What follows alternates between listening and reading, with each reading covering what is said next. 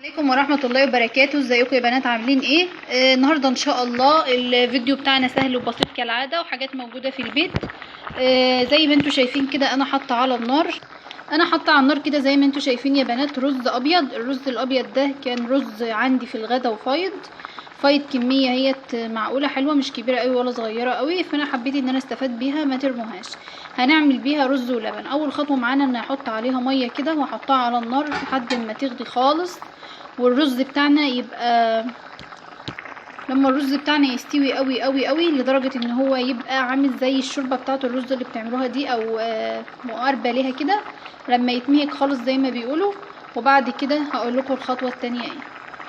الرز بتاعي بعد ما يستوي خالص خالص زي ما انا قلت لكم اهو، هحط له بقى السكر بقى ده بيبقى حسب الرغبة، اللي عايز يزود اللي عايز ينقص.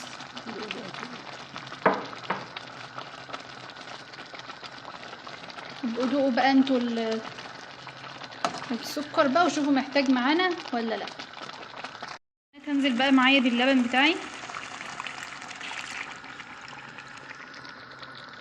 هقلبه حلو.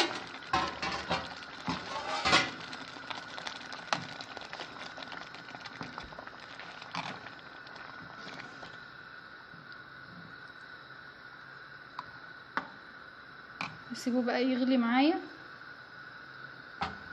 قبل ما يغلي هنزل عليه الفانيليا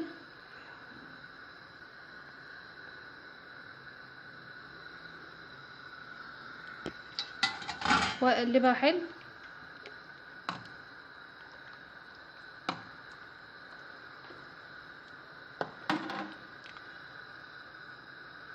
اللبن بتاعنا اهو، الرز واللبن بتاعنا تحسوا ان هو زي اتشرب باللبن شويه وتقل حاجه بسيطه.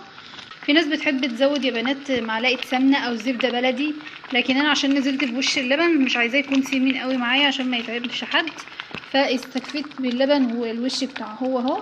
هبتدي بقى انا عامله الكميه بتاعتي زي ما انتوا شايفين، 3/4 كوبايه ميه او نص كوبايه ميه عليها معلقه نشا كبيره، وهنزل بيها على الرز واللبن بتاعنا وهقلب حلو.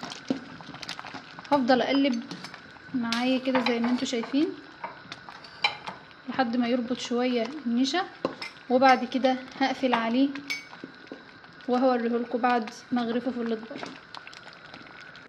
وبكده يا بنات يكون الرز واللبن بتاعي جاهز. بتمنى ان شاء الله ان الفيديو بتاعي النهارده يكون عجبكم، وما تنسوش تضغطوا على زر الاشتراك في القناه وتفعلوا الجرس عشان يوصلكم كل جديد. والسلام عليكم ورحمه الله وبركاته.